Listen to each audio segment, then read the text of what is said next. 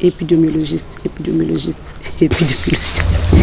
Bonsoir à tous, merci de votre fidélité. Bienvenue dans votre émission. Le Ramadan s'en va, la cadence de Dites-moi tout, docteur, se poursuit. C'est avec un plaisir que nous recevons docteur Sori Kondé, épidémiologiste à l'ANSS, sous sa bienveillance.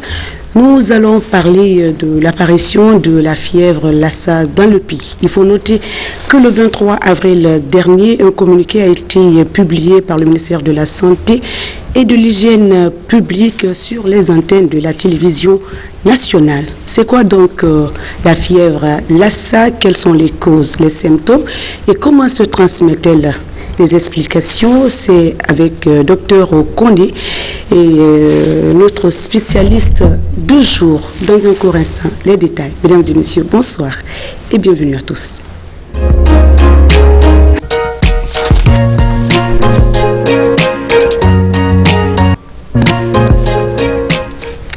Retour en plateau, merci de votre fidélité. Bonsoir docteur.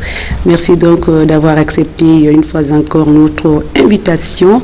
Aujourd'hui, on va parler de la fièvre Lassa. L'actualité oblige donc. Alors, la première question, c'est quoi la fièvre Lassa? Bonsoir madame. Le plaisir est partagé. Je suis à l'aise encore d'être ici une fois de plus. Par rapport à la fièvre de Lassa, il faut dire que c'est une maladie virale aiguë qui fait partie du grand groupe qu'on appelle les fièvres hémorragiques virales.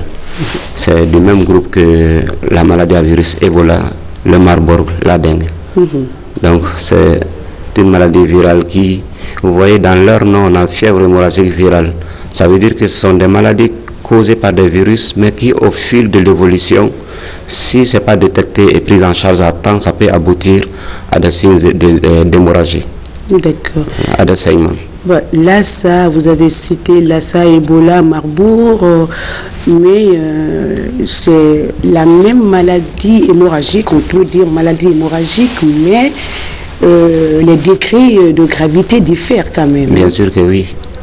Et si l'on prend Lassa, cette maladie elle est moins dangereuse, sa gravité elle est moindre par rapport à Ebola. Voilà, ça est, aussi. Hein? Effectivement. Et il faut dire que il y a une particularité par rapport à cette maladie comparée aux autres. Il y a un vecteur qu'on appelle, qui sont des rongeurs, des types de rats, d'autres appellent les souris, mais que ce soit les rats ou des souris, ce sont ces petits animaux qui ont plusieurs mamelles qu'on appelle les petits rongeurs. Les petits rongeurs. Voilà, parce que qui nous embêtent trop dans les maisons. Qui nous embêtent trop quand on parle de vecteurs. Ce sont ces animaux qui hébergent le virus de la fièvre de Lassa. Et le plus généralement, il y a une entente entre le virus et ses réservoirs. Ça ne cause pas de soucis. Okay. Maintenant, c'est lorsque l'on est en contact avec le virus l'homme, donc il y a transmission entre ces rongeurs-là et l'être humain. Ok, avant de parler de la transmission, on va aller étape par étape, on va parler des causes. Après les symptômes de la fièvre et comment la maladie se transmet du rongeur à l'homme. Ok, et la cause principale de cette maladie, derrière chaque maladie, il y a un virus, un microbe. Tout à fait. Comme je le dis donc, quand on parle de virus de Lassa, déjà c'est le virus qui s'appelle, c'est l'agent causal de cette maladie qu'on appelle virus de Lassa. Et comme Ebola, la maladie prend le nom de l'endroit où on a détecté la première fois des cas. Ouais, donc les premiers cas remontent en 1969 au Nigeria, lorsque deux infirmières qui étaient venues appuyer le pays dans ces services de santé ont contracté la maladie et en sont décédés. Donc les recherches menées sur la situation ont mis en évidence ce virus pour la première fois. Donc le virus a porté le nom de la ville où les premiers cas ont été détectés dans ce pays, au Nigeria.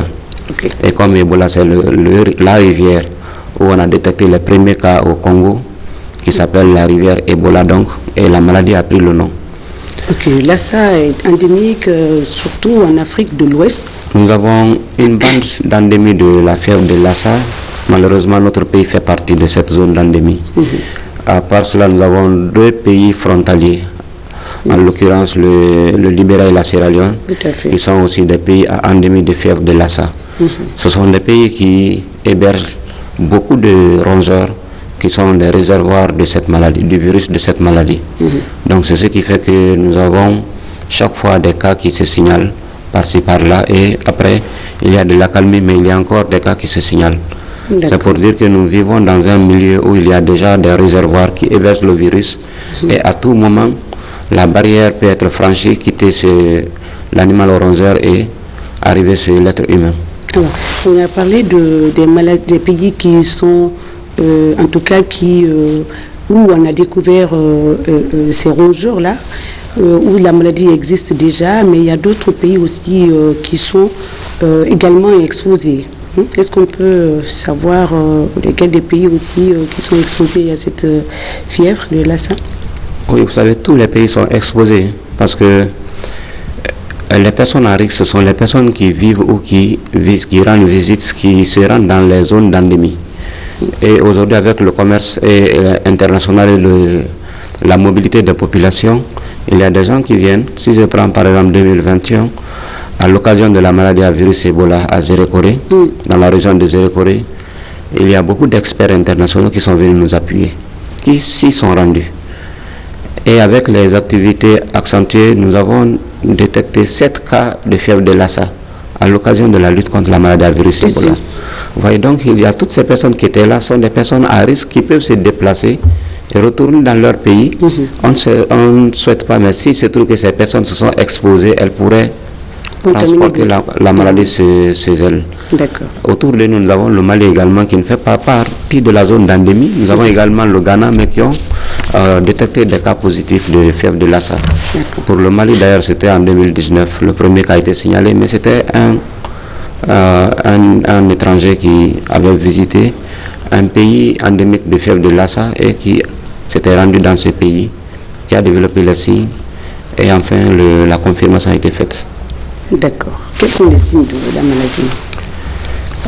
Le problème par rapport aux maladies virales, c'est là au niveau des signes, surtout par rapport aux fièvres de Lassa, parce que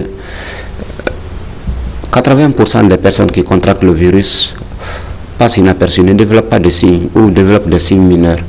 Et ces signes mineurs sont les mêmes que nous rencontrons dans le cas de paludisme ou de fièvre typhoïde. Donc, en l'occurrence, la fièvre, les maux de tête, la sensation de fatigue. Donc ce sont ces signes mineurs qui sont là au début. De telle sorte que quelqu'un qui contracte le virus peut passer dans un service de santé et être diagnostiqué comme étant un cas de paludisme. Vous voyez, donc 80% des personnes qui contractent le virus passent inaperçues. Ce sont des personnes asymptomatiques ou qui présentent une symptomatologie très faible. Fièvre, céphalée, sensation de fatigue. Mais sur les 20% quand même, il peut y avoir des signes de gravité. Et il peut y avoir des difficultés respiratoires, des douleurs dans la poitrine. Et ça peut se compliquer par des saignements, d'où le nom de fièvre hémorragique. Et ces saignements peuvent se signaler au niveau de la bouche. La personne peut saigner par ses enzymes, par les narines.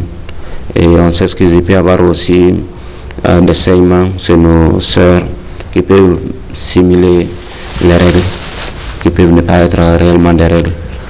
Mais généralement, quand ce n'est pas détecté à temps, la cause elle est souvent perdue. Parce que ça trouve déjà que l'infection a attaqué les organes vitaux. Donc a désorganisé le fonctionnement normal de ces organes vitaux et la récupération devient un peu compliquée. Si nous prenons 2021, on a identifié 7 cas positifs et malheureusement on n'a pu récupérer qu'une seule personne. Parce que la quasi-totalité de ces malades ont été détectés à un moment où déjà le signe de gravité s'était installé. Oui. Donc il y a eu des décès quoi? Oui, donc 6 décès sur 7 cas positifs. Alors, vous avez parlé un tout petit peu comment la maladie se transmet du rongeur à l'homme. Est-ce qu'on peut revenir dessus pour mieux cerner la transmission de la maladie du rongeur, du rat plurimammaire, appelé mastomys? C'est ça, Natalasis. Mastomys natalasis. C'est ça. Ça, c'est le nom scientifique. Même pour nous, parfois, c'est difficile de prononcer. Comment devons-nous l'appeler? Bon, nous autres, le rat a plusieurs mamelles. Le rat a plusieurs mamelles. Voilà, c'est plus simple comme ça. C'est plus simple pour nous, d'accord. Oui. Vous voyez déjà, le rat est le réservoir. Le virus se trouve dans l'organisme du rat. Pour que l'homme puisse être infecté, il faudrait qu'il y ait contact entre l'homme et le virus. Et pour que l'homme entre en contact avec le virus, il faudrait que l'homme entre en contact direct avec le rat ou avec des fluides corporels du rat. Okay. Et parmi ces fluides, il y a les urines, il y a les excrétas. Et quand on attrape déjà le rat et qu'on le tue, voilà, qu'on manipule sa chair fraîche, voilà, on est déjà exposé. Donc le sang du rat également. Parce qu'à travers ça, on est exposé au sang, qui est un liquide biologique, et dans lequel on peut retrouver le virus.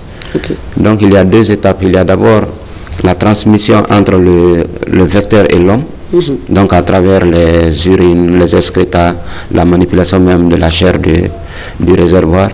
Et de l'autre côté, lorsque la personne qui a contracté le virus développe les signes, elle peut aussi transmettre la maladie à une autre personne. Donc il y a deux niveaux de transmission, une transmission entre l'animal et l'homme et une transmission interhumaine. Donc pour casser cette scène-là, il faut d'abord faire en sorte que l'on n'ait pas de contact avec le liquide, c'est-à-dire avec le rat et tous ces liquides corporels. Alors, quelles sont les régions? D'abord, on va parler des types de rats. Est-ce que c'est seulement le rat plurimammaire, Mastomys natalasis, ou il y a d'autres types aussi qui peuvent transmettre la maladie? Bon, les rats, il y en a trois types de rats qui peuvent héberger le virus de la fièvre de Lassa. Mais le plus fréquemment connu, le plus en cause, ce sont les types de rats qu'on appelle les Mastomys natalasis. Et ce type de rats, on les rencontre chez nous. Chez nous, oui. Okay. En forêt d'abord, en grand nombre. Ensuite, quand on remonte vers la région de Farana, jusqu'à une partie de la région de Kankan, mais aussi vers la Basse-Côte ici dans la région de Kindia. Okay. Mais la majorité de ces rats, le grand nombre se retrouve en forêt. Ouais, donc, par rapport à tous les types de rats, les analyses qui sont faites le plus souvent, ce sont ces rats natalasis là quand on analyse leur fluide corporel, on découvre qu'il y a la présence du virus de la fièvre de Lassa. Okay. À l'occasion de cette épidémie qui a été déclarée le 22 avril dernier, à Zérékoré, au niveau du laboratoire régional et aussi au niveau du laboratoire de Kékédou, les collègues du terrain ont quand même fait des prélèvements. Tout à fait. Ils ont recherché des excréments de ces rats. Également, ils ont capturé quelques rats pour faire des analyses. Il se trouve que sur 10 échantillons d'excréta analysés, il y a 3 qui ont permis de mettre en évidence la présence du virus de la fièvre de Lassa. Et sur 2 organes prélevés, il y a un organe qui s'est avéré positif. Donc quand on regarde déjà sur 2, il y a 1, ça veut dire qu'il y a 50% de positivité. Donc ça nous démontre la prévalence de cette maladie dans cette zone. Et 2021, nous avons les 7 cas ont été identifiés principalement dans la région de Zérékoré. Les 6 cas ont été identifiés dans la région de Zérékoré et le 7e dans la région de Farana, dans la préfecture de Farana. Où le dernier cas d'ailleurs, c'était en septembre 2021, a été identifié. Donc c'est pour dire aujourd'hui qu'il faut vraiment qu'on ait des mesures barrières entre nous. Mais justement, ces mesures barrières, comment établir ces mesures barrières? Nous qui vivons avec ces rongeurs-là, ils sont à proximité de nos maisons et surtout ceux qui sont à l'intérieur, comme vous avez tout à l'heure cité, la Haute-Guinée, la forêt et une partie de la Basse-Côte. Alors, qu'est-ce qu'il faut pour mettre une barrière entre ces rongeurs et nous autres?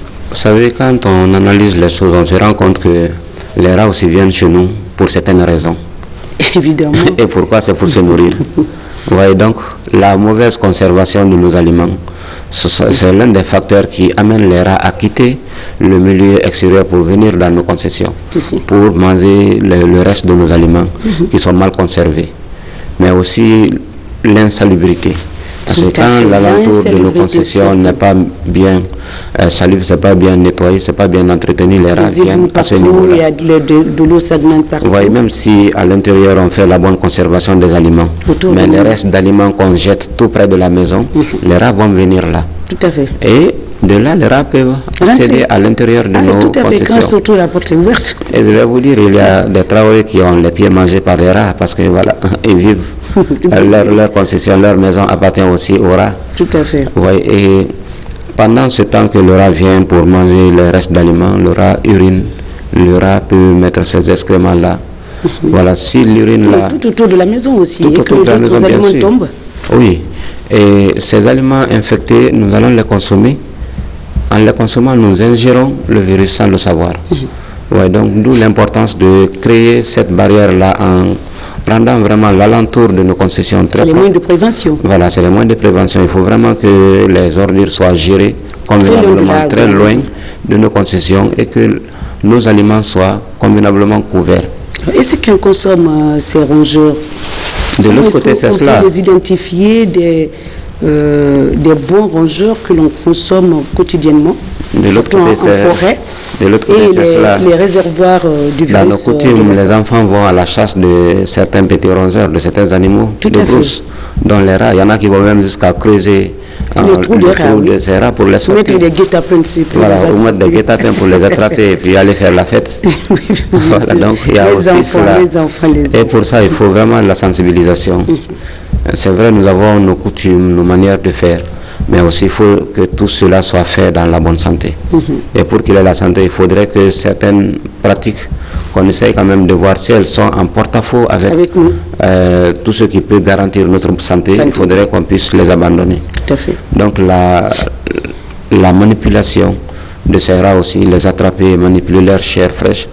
Déjà, la personne qui va consommer le produit fini a moins de soucis. Parce que la viande est passée par le feu. Donc même si la viande était contaminée, la viande déjà est décontaminée à travers cette chaleur.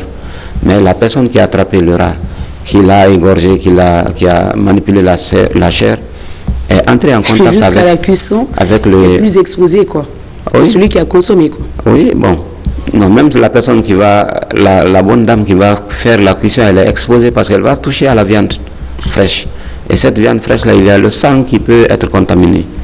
Mais lorsque c'est le plat préparé qu'on revend, par exemple, ou bien qu'on donne à quelqu'un pour consommer, cette personne qui va prendre le plat, elle n'est pas entrée en contact avec le virus.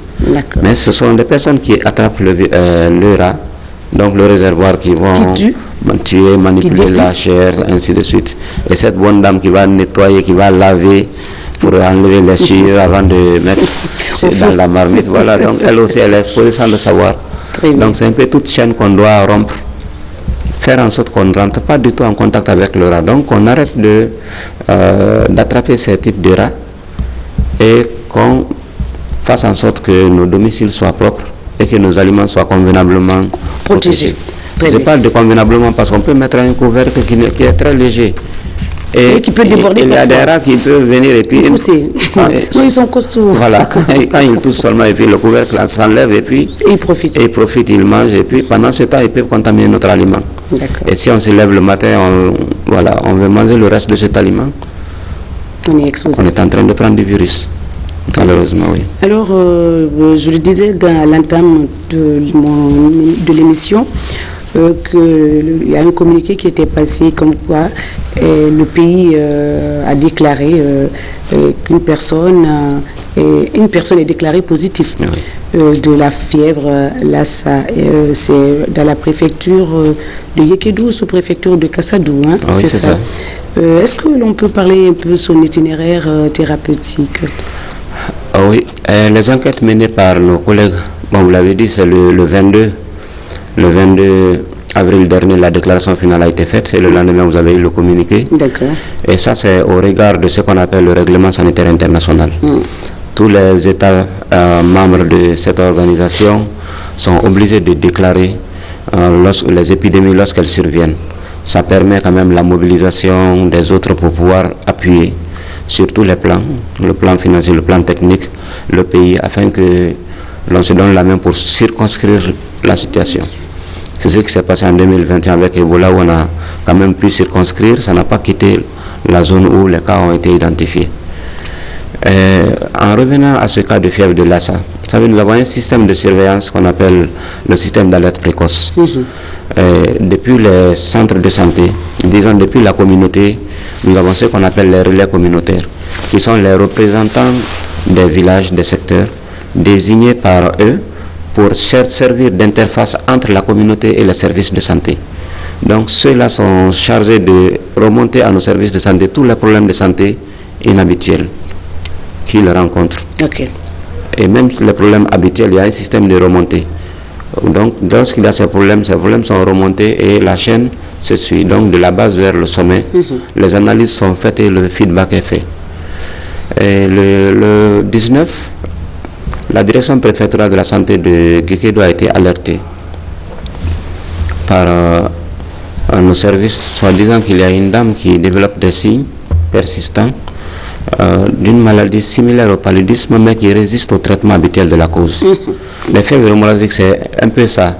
On va voir que ça a une symptomatologie proche du paludisme, de la fièvre typhoïde, mais les traitements habituels qui parviennent à traiter ces cas de paludisme ou de fièvre typhoïde, lorsqu'on donne à un malade qui souffre d'une fièvre hémorragique virale, ça ne marche pas.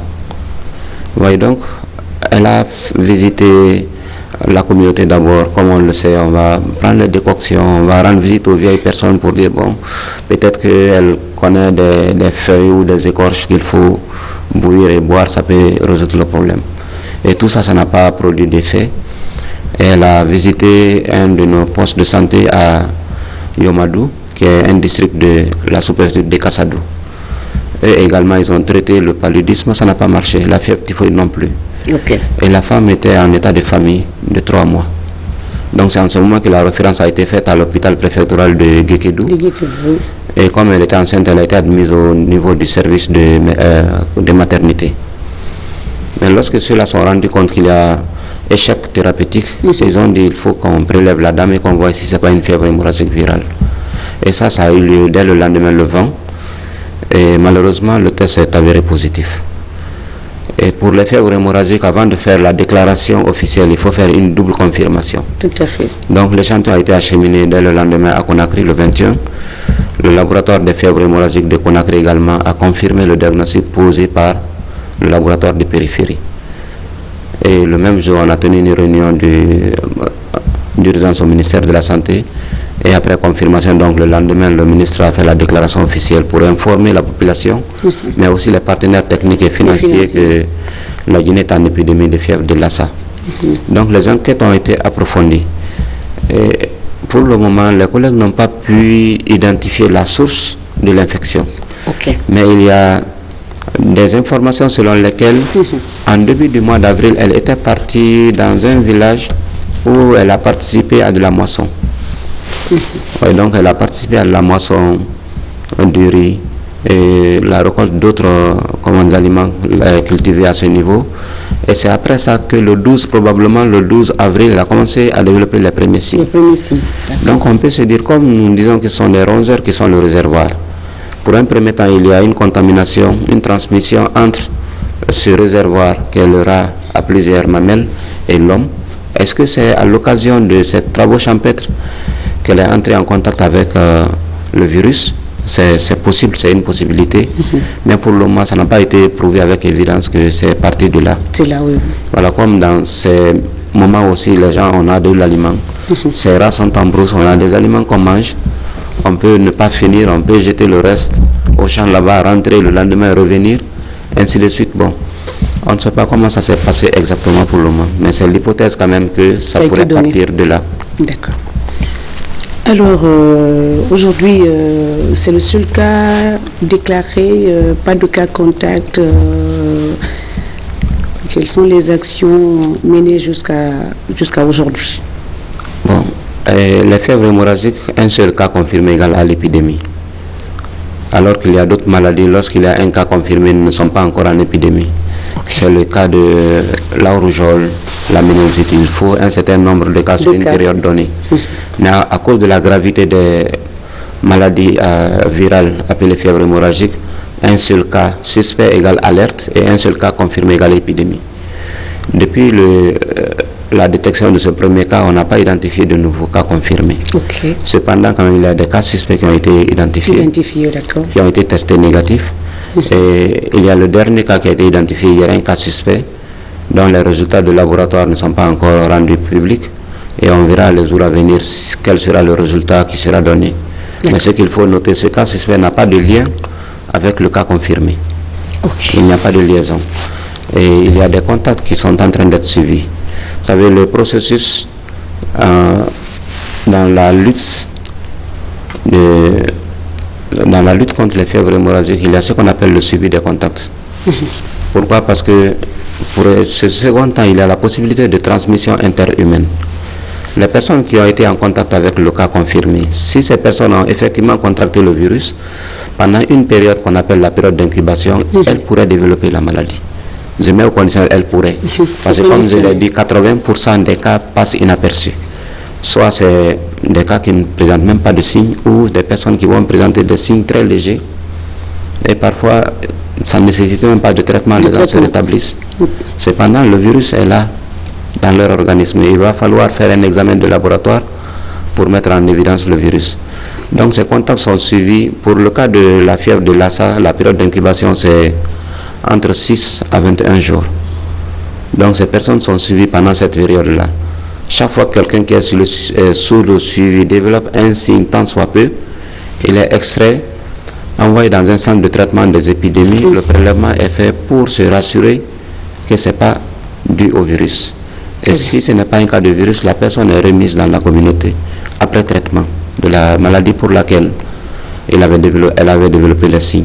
Parce qu'on peut être dans le suivi, développer des signes de paludisme, être testé à la fièvre de Lassa négative, mais la personne, on ne la libère pas, il faut qu'on la soigne. On cherche à comprendre est-ce que c'est le palud, est-ce que c'est la fièvre typhoïde, est-ce que c'est une autre maladie. Après avoir donné les soins, que la personne se rétablisse, elle retourne dans la communauté et le suivi se poursuit. D'accord. Donc pour le moment, on a 141 contacts qui sont en train d'être suivis, principalement dans... Oui, à Guékédou, mais aussi à Zérékoré. Parce qu'il y a des agents de santé qui ont admis, qui ont reçu la dame à son admission et qui ont été considérés par nos équipes comme des personnes contacts, qui vont aussi se soumettre à ce protocole de suivi pour les 21 jours. Très bien. Alors, c'est bientôt la deuxième partie. Je ne sais pas si notre capsule est déjà prête pour suivre ça et puis entamer la deuxième partie. Vous pouvez donc nous joindre au 625 90 73. Si notre capsule est là à la régie, on peut visionner avec professeur Koivoki, le virologue. D'accord. Plusieurs études ont été déjà faites en République de Guinée et depuis 2005, nous avons travaillé sur le virus de Lassa et le tout premier travail, le projet a été accepté et avec le laboratoire des fièvres hémorragiques en 2000. Et donc, nous avons travaillé sur le vecteur et le réservoir du virus de Lassa qui se trouve être des sortes de souris qu'on a appelées mastomys. Donc il y a 3 types de mastomys que nous avons isolés en République de Guinée. Nous avons le mastomys natalensis, qui est le principal réservoir et vecteur du virus de Lassa. Nous avons le mastomys erythrolochus et nous avons le mastomys huberti. L'huberti a été trouvé en Basse-Côte. Donc pratiquement, nous n'avons pas vu dans toutes les littératures des données qui disent que l'huberti a provoqué du virus de Lassa. Le principal vecteur de réservoir qui provoque le virus de Lassa, c'est le mastomys natalensis. Alors, il a été retrouvé en Haute-Guinée, principalement et la région de Farana, vers Kankan, mais c'est des zones de faible prévalence au niveau des rongeurs, et nous l'avons retrouvé en région forestière. La plupart de ces Erythrolochus et Nathanesis comme Erythrolochus se trouvent en région forestière et une partie de la haute ligne d'Amphara. Et Liberty, nous l'avons trouvé seulement qu'en Basse-Côte. Donc voilà les trois types de rongeurs qui sont responsables du virus de Lassa. Donc en Liberty, là, on n'a pas trouvé des données qui disent que Liberty provoque le virus de Lassa. Et donc, la région de Conakry, et toute la Basse-Côte, et là où on a trouvé le Liberty, et donc on n'a pas trouvé le virus de Lassa. La zone de Conakry est une zone à faible risque, mais il faut quand même surveiller. La surveillance doit toujours être renforcée au niveau de la Basse-Côte, aussi bien que dans les autres préfectures et de la République. Retour en plateau, docteur, on a écouté professeur Koivoki, le virologue. Il nous a donné les types de rats, comme vous l'avez dit ici. Alors, c'est vrai que ces rongeurs sont retrouvés dans certaines préfectures du pays. Et quels sont les moyens, vous, les acteurs de la santé, l'ANSS, le ministère également, vous mettez en place pour sensibiliser la population de ces contrées afin d'éviter ou d'arrêter la consommation de ces rongeurs? Ce qu'il faut dire, dans notre système de surveillance, à chaque fois on essaye de regarder les maladies que l'on détecte par-ci par-là pour voir quelles sont. On fait la cartographie en quelque sorte. Très bien. La cartographie, c'est pour dire quand je prends la méningite, où on trouve les cas de méningite en Guinée. En gros, la majorité des cas. Quand on prend la fièvre jaune, la rougeole. Donc il y a cette cartographie qui nous permet de localiser des zones où il y a beaucoup de cas de X ou Y maladie. D'accord. Et cette étude, comme le professeur l'a dit, on s'est rendu compte quand même que la zone forestière est la zone où il y a beaucoup de réservoirs qui sont capables d'héberger ce virus et la transmission interhumaine peut survenir à la fin. Et dans la région forestière, donc, en 2021, comme je l'ai dit, on a enregistré 6 des 7 cas positifs. Ça nous a amené à mettre en place ce qu'on appelle les sites sentinelles de surveillance. Et ces sites sentinelles, ce sont des réseaux qui nous permettent de renforcer la surveillance d'une maladie prioritaire quelconque dans une zone donnée. Et c'est pourquoi d'ailleurs vous allez voir les mois à venir, on va parler des sites sentinelles de choléra. Et les sites sentinelles de choléra, on met ça dans les zones de prédilection de survenue du choléra.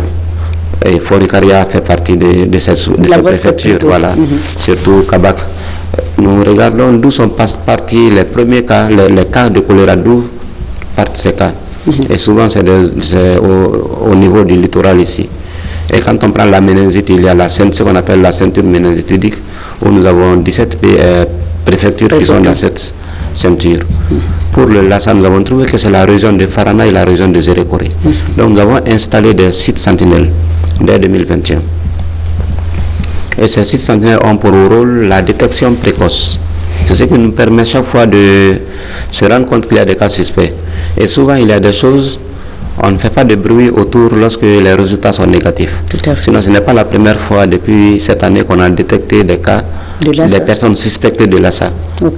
On en avait détecté avant même cette confirmation.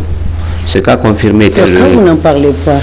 Mais quand il y a des suspicions, on fait le prélèvement, le résultat s'avère négatif, ça reste entre nous, agents de santé. Très bien. Voilà, lors de nos réunions, quand il y a déclaration, nous autres, on s'accapare, quoi. Voilà, lors de nos réunions, on en parle pour dire, voilà, on a identifié des cas suspects de fièvre de Lassa, mais voilà, le laboratoire a exclu ces cas. Donc, ce ne sont pas des cas positifs de fièvre de Lassa. Et là, ce n'est pas la peine d'en faire une communication de masse pour ne pas que la population prenne peur. C'est ce qui fait, sinon on a déjà cette année, avant ce cas, on avait 5 cas suspects qu'on avait identifiés. Et les 5 cas suspects, c'était de Farana à Yomu. Yomu, ce n'est pas le premier cas suspect de l'année. Et même dans la préfecture de Zérékoré, il y avait eu un cas suspect à Bela également. Mais c'est ce deuxième cas suspect qui s'est avéré positif. Donc ce site sentinelle, c'est la détection précoce. Et pour cette détection précoce, il y a la part de la communauté qui est importante. Il faut que la communauté collabore.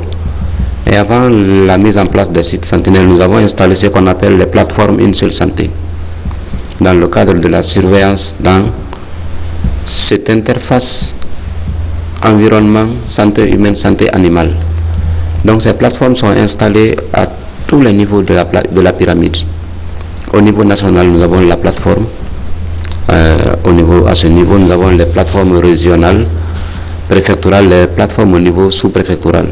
Donc elles nous aident aussi à sensibiliser la population pour faire passer tous les messages que nous voulons, que la population apprenne concernant la prévention, la lutte même contre ces maladies lorsque ces maladies se déclarent, et l'adhésion aux procédures et aux protocoles des services de santé en cas de déclaration d'épidémie.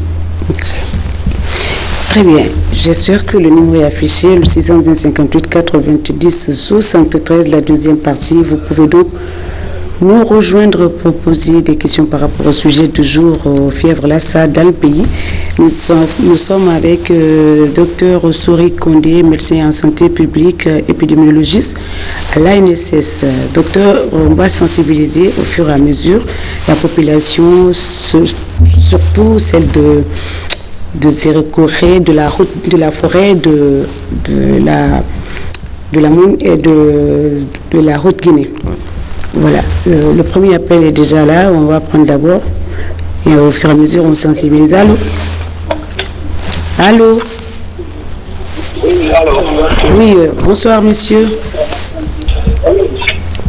Allô? Oui, allô? Oui, bonsoir monsieur, d'où vous nous appelez? Oui, moi c'est Dr Kamara Bangali. Nous vous écoutons monsieur Kamara. Je suis Dr Kamara Bangali. Nous vous écoutons monsieur Dr Kamara. D'accord, je suis à Tamsa présentement. Oui. Je remercie infiniment l'ANS pour les réponses sur le terrain. Oui. Et ensuite, je remercie les hommes du terrain qui sont à Gekedou pour nous remonter ces informations. Okay. Ensuite, j'aimerais poser quelques questions à Dr Kondé. D'accord. Allez-y. Et ma première question, c'est de savoir est-ce qu'il existe des cas symptomatiques de fièvre de Lassa? Ça, c'est la première question. Oui, allez-y. Et ma deuxième question, si avec l'intervention, il a dit ils ont fait des investigations, il y a le suivi des cas contacts, est-ce qu'ils ont pu faire les recherches actives dans le district où on a trouvé ce cas de maladie à virus Marburg? Et si c'est le cas, c'est ce que je suggérerais, c'est de faire la recherche active dans les postes de santé, toutes les structures sanitaires qui se trouvent dans ce district pour pouvoir trouver des cas. Si les cas ont consulté dans d'autres structures pour pouvoir mettre en évidence ces cas et faire le suivi des contacts. C'est les deux questions, monsieur le docteur. Et ensuite, c'est de savoir quelles sont les mesures qui sont prises pour le renforcement des capacités au niveau des points d'entrée pour ne pas propager la maladie vers les autres pays. Et je vous remercie pour cette émission et merci beaucoup. Je vous en prie, docteur. Vous avez retenu les trois questions. La première, les cas symptomatiques de Lassa. Et est-ce que vous avez pu faire les recherches actives dans la région de Gekedou et puis les mesures prises pour renforcer les points d'entrée? Et merci à Dr Kamara.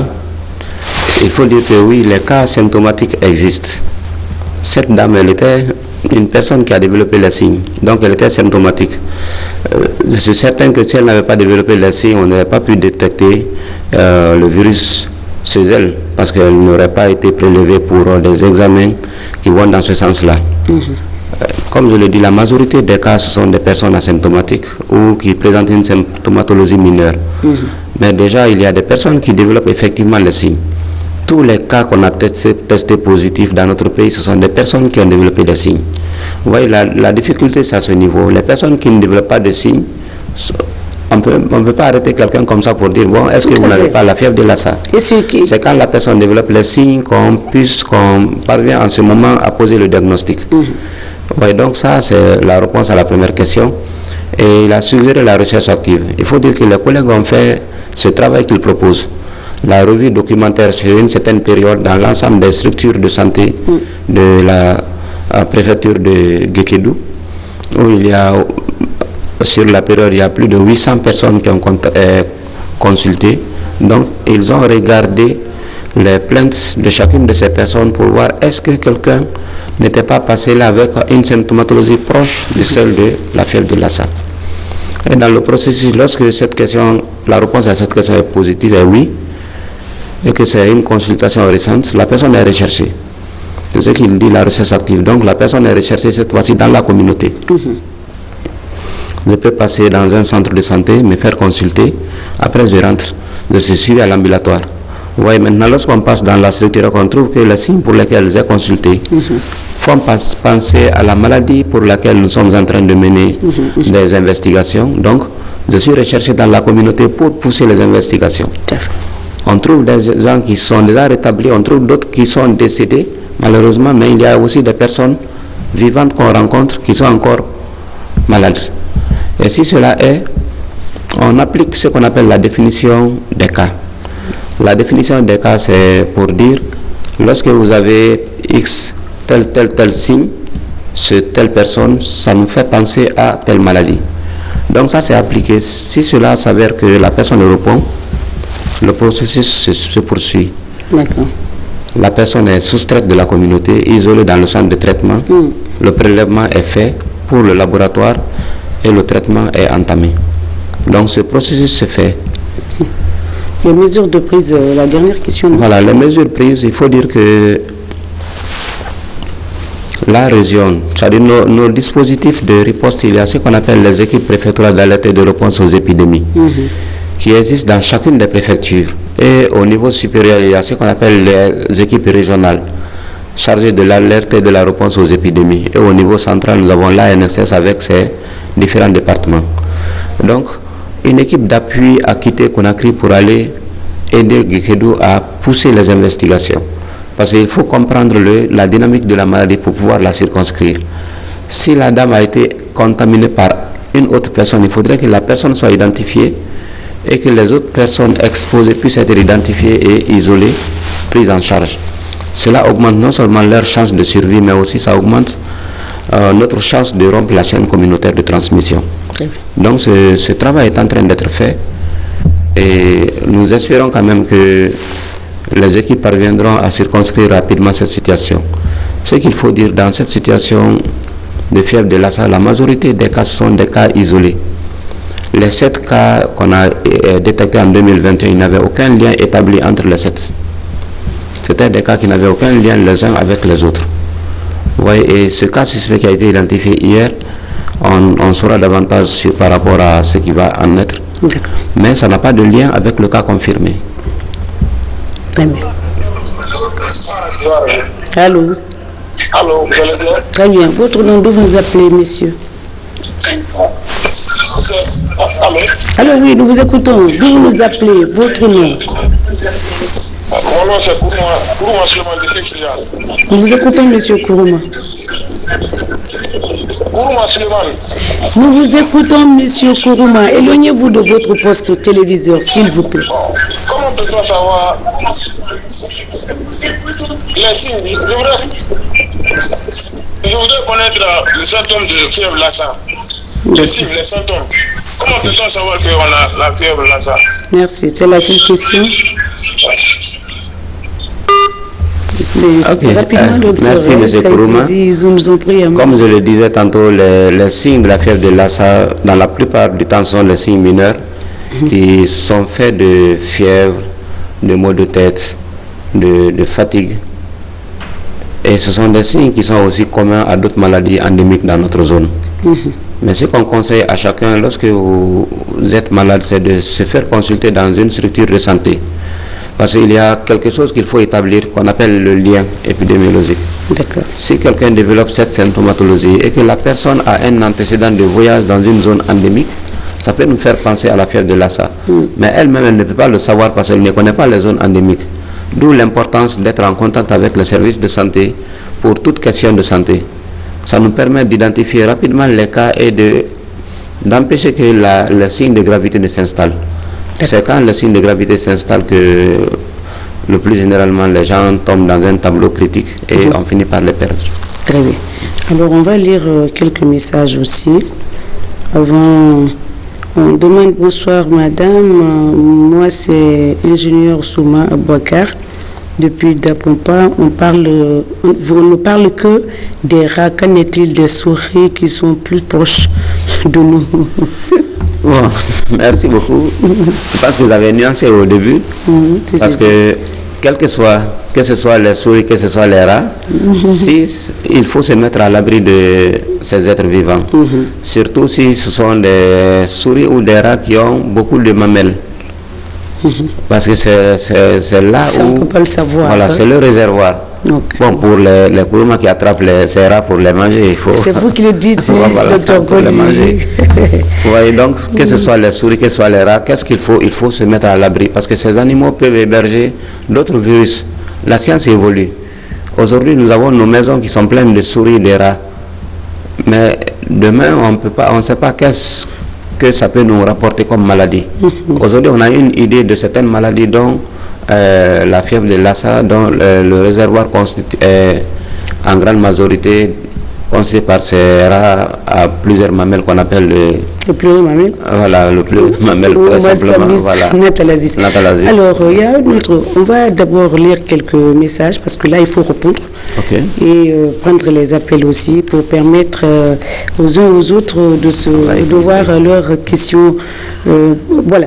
Docteur, il y a quelqu'un qui demande, bonsoir docteur, nous n'arrivons pas à comprendre pourquoi toutes sortes de virus déclarés en Guinée a pour départ la forêt, en particulier Diekedo. Voilà, compte tenu des images montrées, alors nous voulons comprendre la différence entre le rat et la souris, car nous avons l'impression de voir en image les souris. Merci beaucoup. Mais les souris et les rats, ils ont une physiologie genre... parce que, quoi qu'il en soit, ce sont ces animaux, rats ou souris, qui ont plusieurs mamelles qui sont le réservoir. Et comme on dit souvent dans nos contrées, lorsque quelque chose de rouge tue votre papa, lorsque vous voyez une termitière, vous allez fuir. Donc pour moi, l'essentiel c'est de savoir déjà que ce soit le rat ou la souris, le point de départ de la fièvre de Lassa, c'est là. Donc il faut mettre une barrière entre ces animaux et nous. De l'autre côté, je ne partage pas l'avis selon lequel toutes les maladies ont pour départ la forêt. Quand je prends la ceinture méningitique, les 17 préfectures, il y a les 5 préfectures de la région de Kankan, les 4 préfectures de la région de Farana. Mais est-ce qu'on ne parle pas des maladies hémorragiques virales, peut-être? Les fièvres hémorragiques virales. Voilà. Quand on prend les fièvres hémorragiques virales, vous savez, aujourd'hui, la majorité, chaque année, il y a des centaines de nouvelles maladies qui sont identifiées dans le monde. Et la majorité, les 75% de ces maladies, ce sont celles qui sont à l'interface entre nous et les animaux. Et que se passe-t-il en réalité? Souvent. Ce monde n'est pas fait seulement que pour les humains. Il y a d'autres êtres vivants que nous devons respecter et qui ont aussi leur milieu de vie. L'écosystème, il se trouve aujourd'hui que nous sommes en train d'agresser l'écosystème. Donc ces micro-organismes qui étaient là, tranquillement dans leur coin, oui. Nous sommes venus, c'est comme si on les tapait sur une cruche. On va faire sortir les abeilles. Et les abeilles vont piquer. C'est ce qui arrive en réalité. C'est la dégradation de l'écosystème qui provoque tout ce bouleversement. Tout à fait. Et nous voyons la forêt, quand on prend la zone forestière, quand on regarde comment c'est constitué, c'est une zone de prédilection où nous avons quand même beaucoup de richesses ces richesses ne sont pas que les crapauds vivipares, il y a aussi ces virus qui vivent en parfaite harmonie avec la nature que nous venons provoquer, que nous venons, disons, changer leur mode de vie. Et là, ces virus, comme nous autres, moi je me dis souvent, comme nous prenons les embarquements de fortune pour aller trouver meilleure vie derrière l'océan, les virus aussi, lorsqu'on les sort de leur milieu de vie confortable, leur zone de confort, obligés d'aller chercher meilleur endroit de vie. C'est en ce moment que, voilà, d'abord ils vont passer à travers les animaux et atteindre l'homme. Vous voyez, et quand ils arrivent sur l'homme, ils trouvent que le milieu aussi de vie sur l'homme est bien confortable. Et c'est la lutte là qu'on engage contre eux. Alors que c'est nous qui sommes à l'origine. C'est nous qui provoquons les animaux. Voilà, c'est nous qui sommes à l'origine. L'important aujourd'hui, c'est de respecter l'écosystème, c'est de restaurer tout ce que nous sommes en train de détruire. La zone forestière n'est pas la seule où il y a cette situation, mais ça dépend de la géographie spécifique de chaque région qui permet de savoir qu'il y a tel type d'animal, de virus, de micro-organisme qui vit là et qui peut à un moment donné devenir agressif. Très bien. Alors, on va continuer à lire quelques messages ou les appels. Alors,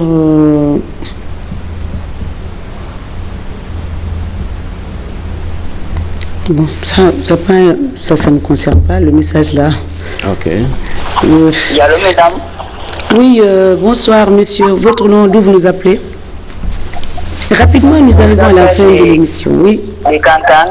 Oui, nous vous écoutons. Monsieur qui? Oui, allô? Oui, c'est monsieur qui?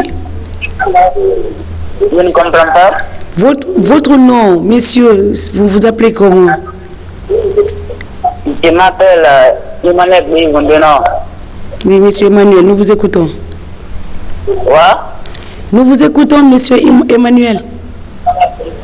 Bon, j'aimerais savoir le lien entre la fièvre Lassa et la fièvre jaune. La fièvre jaune. Rapidement, docteur.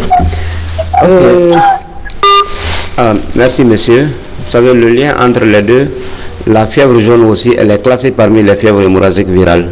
Et pourquoi? Parce que la fièvre jaune, si elle n'est pas détectée et prise en charge à temps, au bout du compte, elle peut provoquer aussi des saignements. C'est pourquoi la fièvre jaune aussi se trouve dans la liste des fièvres hémorragiques virales. Donc parfois, on appelle syndrome ictérique fébrile. Et l'ictère, c'est quoi? C'est cette jaunisse qui se manifeste au niveau des paumes et des yeux. Mais si ce n'est pas pris en charge à temps, ça peut aboutir à des saignements. Très bien. Donc ça appartient au même grand groupe de fièvre hémorragique aussi. Très bien. C'est le dernier appel peut-être qu'on va prendre ou le dernier message que l'on va lire.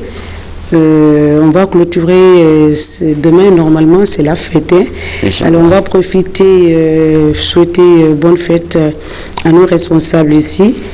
Et puis à l'équipe qui m'accompagne, s'ils sont là, ils peuvent venir sur le plateau, c'est la seule manière. Parce que je ne veux pas citer tel et oublier l'autre. Je ne veux pas frustrer mon équipe, ils m'accompagnent tous les dimanches ici sur ce plateau. Alors on va prendre ce dernier appel, le docteur va répondre. Allô? C'est parti. Donc, docteur, le dernier mot avant de vous dire au revoir. Bon, je voudrais quand même rassurer les populations pour dire que toutes les dispositions sont prises par le ministère de la Santé pour circonscrire la situation. D'accord. Et on espère que dans les 3 mois, on pourrait bien sûr mettre fin à cette épidémie. Très bien. Et comme pourrait vous la faire aussi ce qu'on appelle la surveillance renforcée. D'accord. Quand même, il y a des dispositifs qui sont mis en place. On doit être à l'aise pour dire qu'il y a des soldats de la santé qui sont là, qui veillent sur notre santé. Très bien. C'est ce qui nous permet d'identifier toutes ces maladies, de faire le nécessaire afin que ça ne pose pas de dégâts. Très bien. Voilà. Merci, docteur Kondié. Je rappelle que nous étions avec docteur Souri Kondié, médecin en santé publique, épidémiologiste au compte de l'Agence nationale de sécurité sanitaire. Ben, ceux qui sont sur ce plateau peuvent me rejoindre au fur et à mesure. On va souhaiter salement faux. On commence par la direction générale de la RTG à la tête, docteur monsieur Fana Souma, le tout directeur général. de la RTG, toutes les sections de la RTG, les responsables des différentes sections donc de la RTG, sans oublier également la famille, les parents, les amis, les collègues. C'est l'équipe. Allez, venez, c'est la seule manière que je peux vous dire merci. Et je souhaite bonne fête d'abord à mes collègues. Ils sont là, c'est eux qui m'accompagnent les dimanches. Mon réalisateur aussi doit être là. Hein.